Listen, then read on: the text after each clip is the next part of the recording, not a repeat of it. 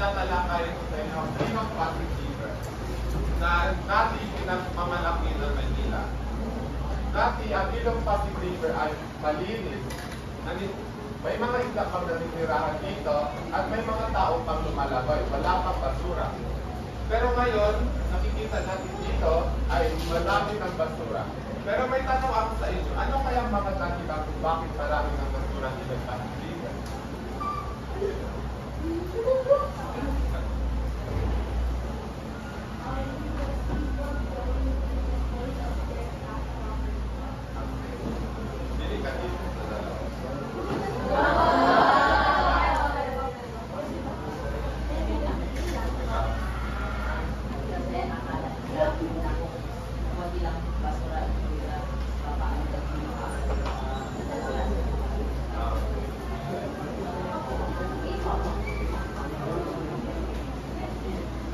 Nagdami ang tao sa nagdami ang construction. Ano? Nagdami ang tao sa nagdami ang construction.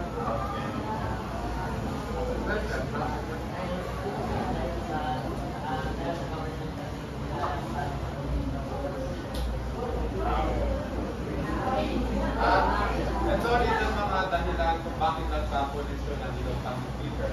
Una ay mga basura mula sa kabahayan. Ang mga tao ay nagtapon ng mga basura direkta sa makanan at mismong ilog. Mga plastic, balat ng pagkain ay lahat napunta sa ilog. Chemical mula sa pabrika. Maraming pabrika ang naglabas ng chemical o dumi sa ilog. Hindi na ito nilinis bago itapon, kaya nasira kalikasan at namatay ang mga isda. Pangatlo ay ang kawalan ng disiplina. Kulang tayo sa disiplina kahit alam naman natin na bawal yun, may ilan pa rin patuloy na nagtatapon ng basura kung saan-saan. Pang-apat ay kakulangan sa kaalaman. Maraming tao hindi alam kung paano kahalaga ang Ilong Pasig River noon. At ngayon, hindi nila pinapahalagan ang kalagayan nito. At panghuli, ang kakulangan sa aksyon noon. Kulang din ang naging aksyon ng mga gobyerno noon para pigilan ng unti-unti pagkasira ng ilog. At kahit na madumi ngayon ng Ilong Pasig, hindi ibig sabihin na wala tayong pag-asa na magagawa dito. Sa patunayan, may mga hakbang na ginagawa para linisin ito. Isa na rito ang Pasig River Rehabilitation Commission na tumutulong sa paglilinis, pagbantay at pagbuhay muli ng ilog. May mga volunteer groups din na nagsasagawa ng clean-up drive. Pero higit sa lahat, ang pagbabago ay nagsisimula sa ating sarili. Kung hindi tayo marunong magdisiplina sa ating kalikasan, edi mas malaking epekto ang mangyayari sa ating mga kalikasan. At yun lang sa akin.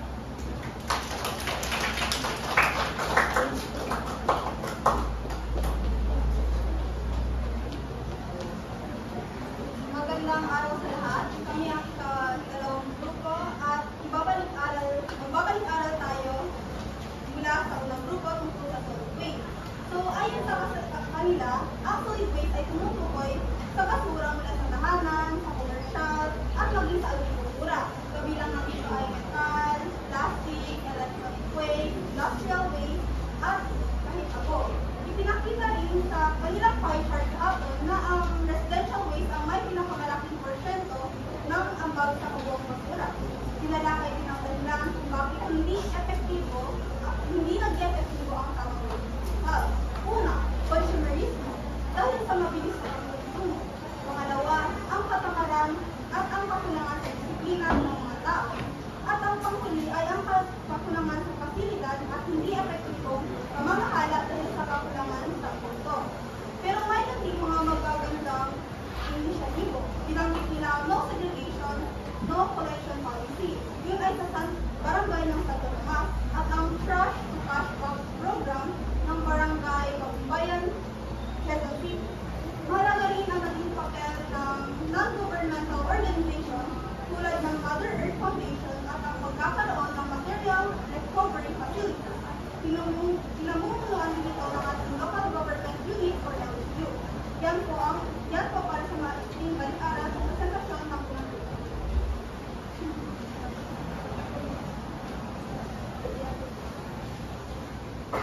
Ngayon, tayo ay magbabalik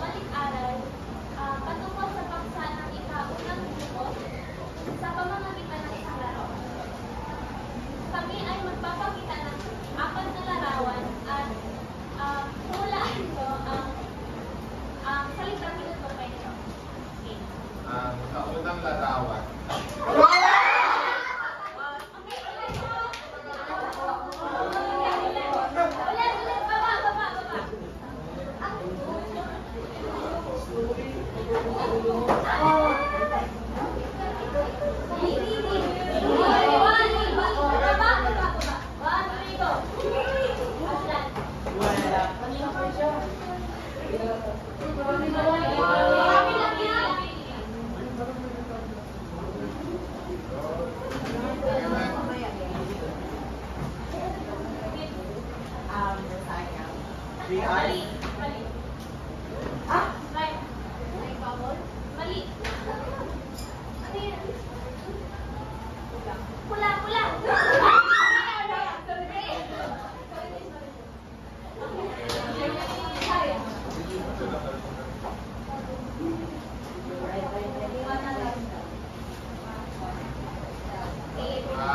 Panghuli. Ay!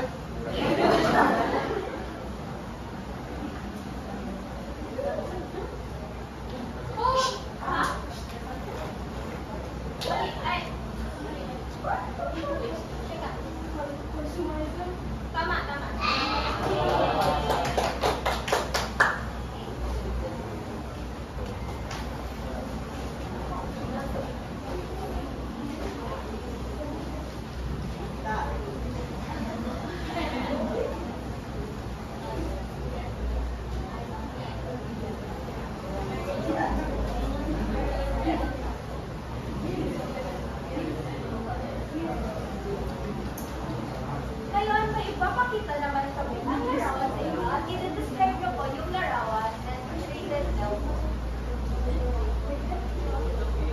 Opo, pinarate po.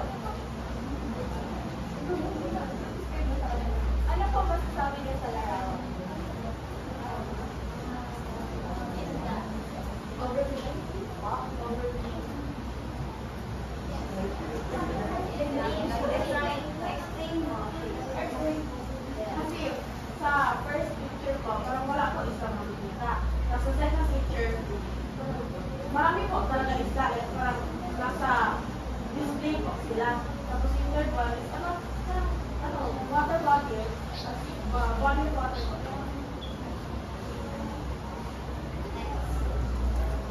Ito naman guys.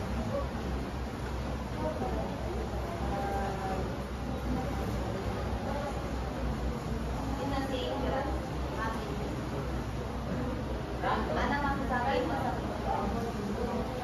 ito po ay yung buka. Ito po ay sinusukan ng mga pagkain or mga ilaw na materialis.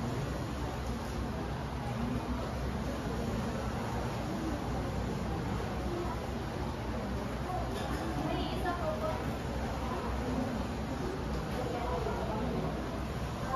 Yung mga pictures are like clothes. Tapos, dami po namin white ang red. Hindi po namin bright white.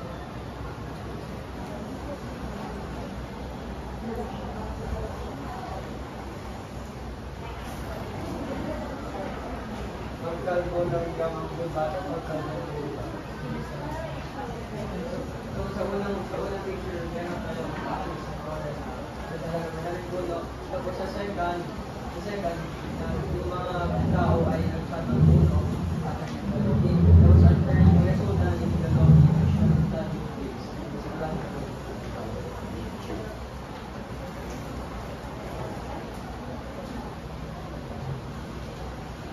Ngayon naman, tatalakayin natin ang likas na yaman. Ang likas na yaman ay mga yaman na nahahanap natin sa ating kalikasan.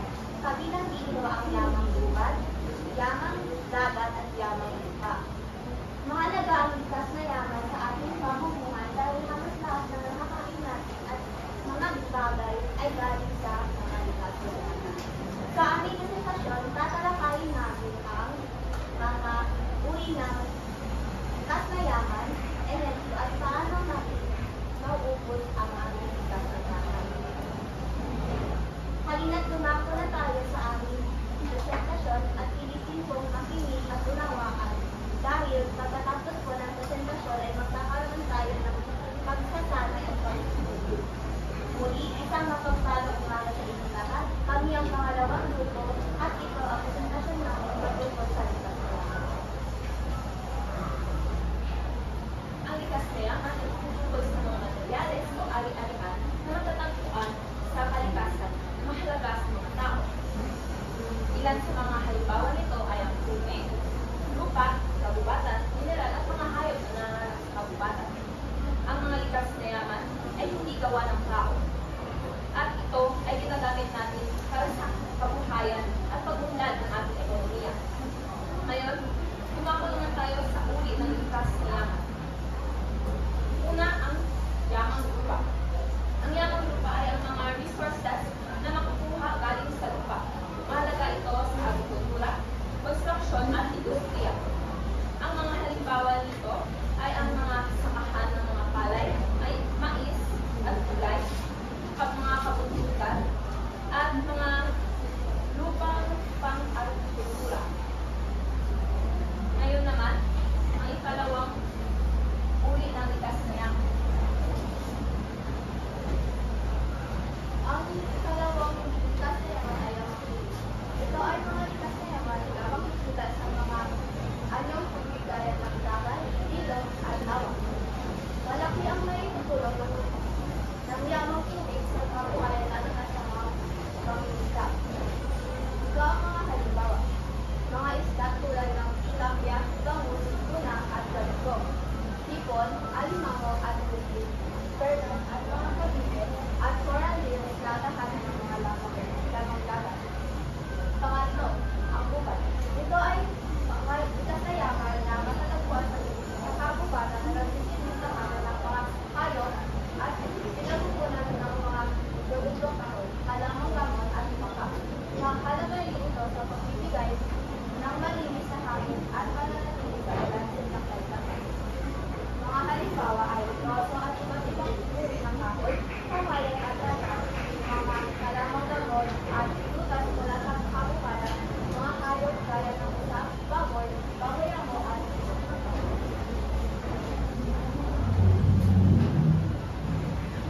At ngayon naman, tatalakay natin ang kung paano natin unti-unting ito inubos ang mga ating likas na yan. Ang una is pag-abuso at labis na pagkain. Sa yamang lupa,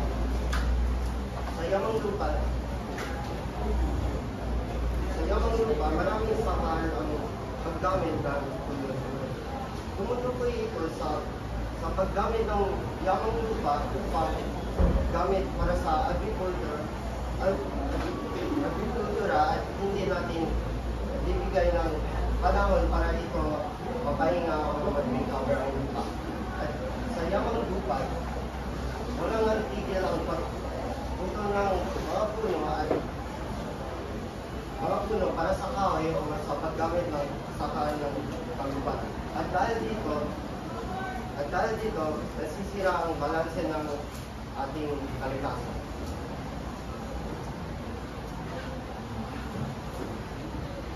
Ang dalawa naman ay ang pollution at basura.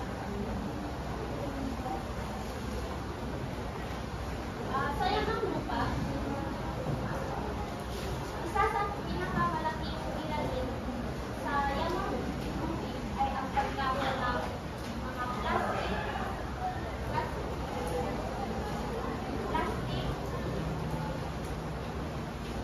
chemical at plastic sa ilog at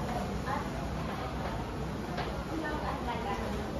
Dahil dito, unti-unting namamatay ang mga isda, korales at iba pang lamang dagat.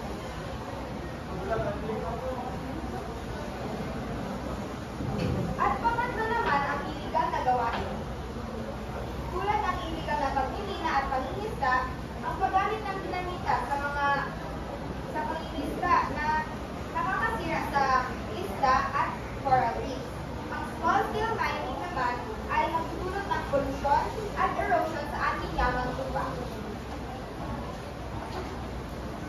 Upang mapanatiling malinis at ligtas ang ating yamang tubig, may mga batas na kailangan pinatutupan. One is Republic Act number 9275. Dahil nitong protektahan ang mga katubigan laban sa pollution. Number 2 is Republic Act Number 8550, Philippine Fisheries Code of 1998. Sumugat sa tamang paggamit at pamamahala ng yamang dagat at mga isla. Number 3, Presidential Decree Number 1067, Water Code of the Philippines. Nagtatakda ng mga patakaran, pag-aari, paggamit at pamamahala ng tubig. Number 4, ang Republic Act Number 9147, Wildlife Resources Conservation and Protection Act.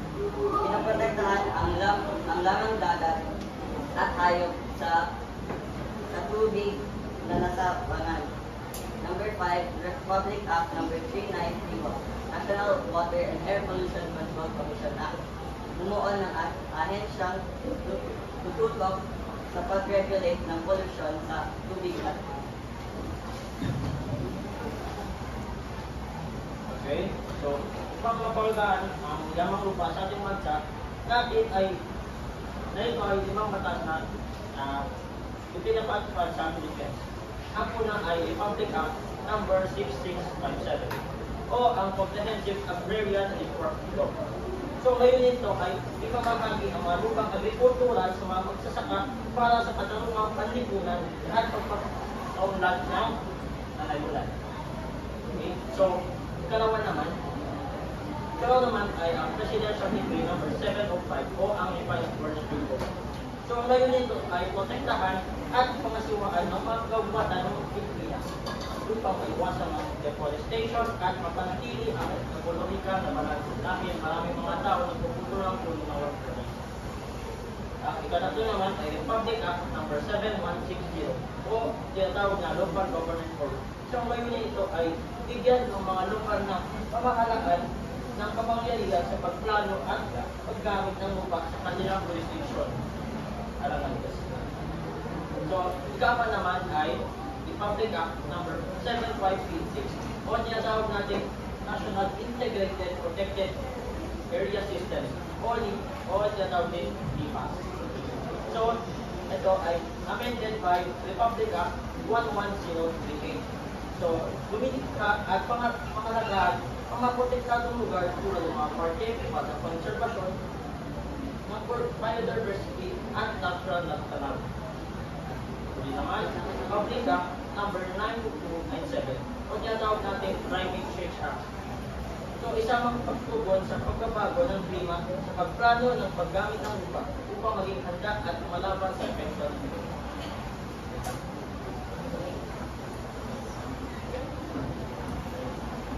Ngayon ay tatalakayin naman natin ang 5 mahahalagang batas upang maiwasan ang pagkasira ng yamang lupa. Una, ang Presidential Decree Number 705 o Revised Forestry Code. Batas ito na nagbibigay ng balangkas upang pangalagaan natin ang lupa. Ikalawa naman ay Republic Act Number 9175 o Chainsaw Act. Batay sa pangalan nito, ito po ay ang pag-aayos o ang tamang paggamit po ng chainsaw, which is kailangan nyo po ng permission upang makabili o makabenta o makakuha ng chainsaw upang maiwasan ang maling paggamit nito sa kagubatan, tulad ng pagpuputol ng mga puno. Ikatlo naman ay ang Republic Act Number 9072 o National Caves and Cave Resources Management and Protection Act. Ito po yung nagpoprotekta sa mga cave at mga likas na yaman na nasa loob nito.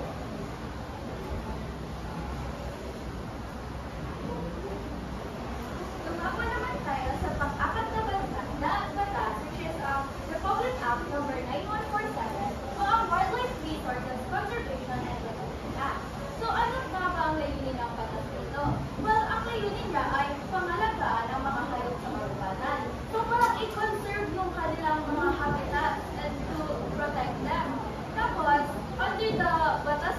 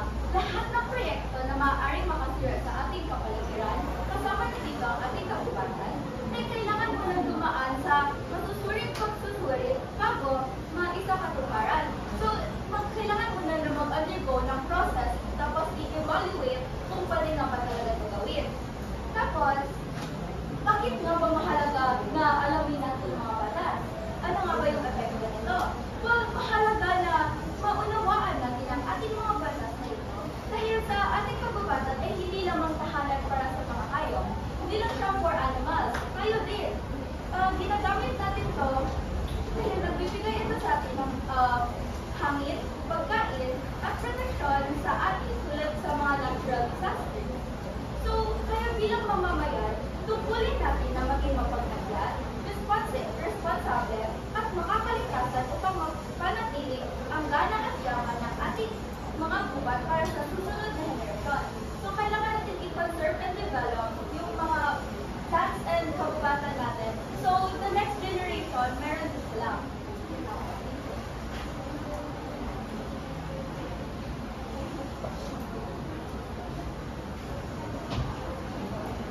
So ngayon po ay ginupo po namin kayo into 3 groups. Group 1 will be lupa, ikalawang pangkat ay tubig, at ikatlong pangkat ay gubat. Ang gagawin niyo po ay gagawin ko ng call to action o parang slogan based on your likas na yaman. So for group 1, ngayon, until the Slogan.